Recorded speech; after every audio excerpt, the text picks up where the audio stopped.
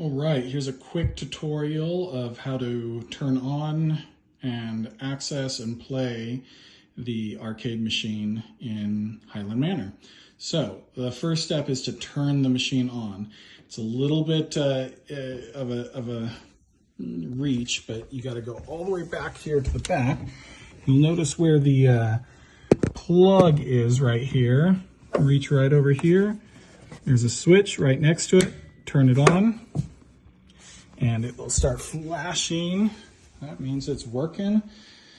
You'll see a no signal come up. That's all normal. Give it a little bit of time, and it takes about 30 seconds or so for it to turn all the way on.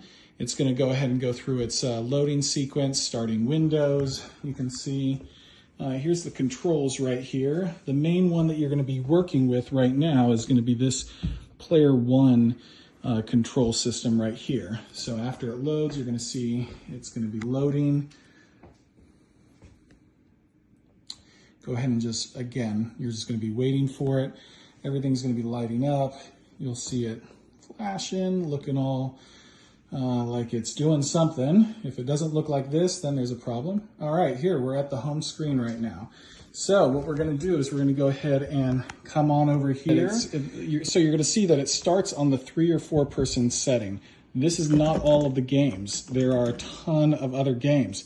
In order to move to the other games, just go ahead and hit this top middle button right here on the Player 1 control, and you'll see it changes: fighter games, beat, driving, shoot, gun, stage, sports, others, maze, miscellaneous, and all. Here are all the games. There are over 3,500 games on this arcade machine.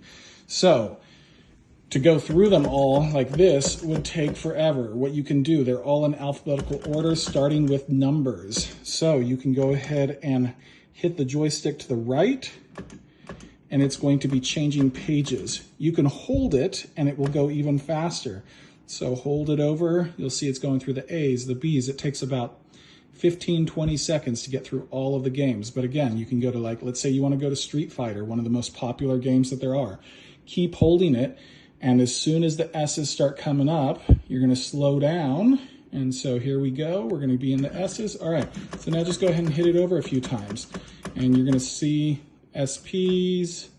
You can go ahead and there it is. Boom, we're at the Street Fighter. Now, in order to start the game, all you got to do is press one of these buttons right here. It's going to load it. Here's where it's going to be loading the sequence. All right, it's going to go through this. All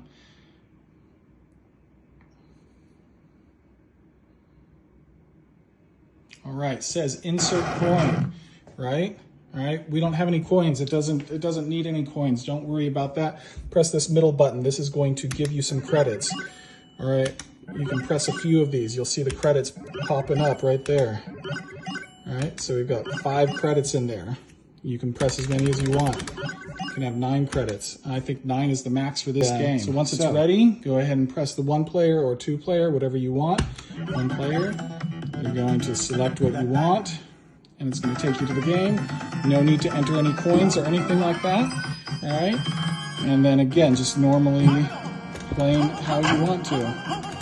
All right.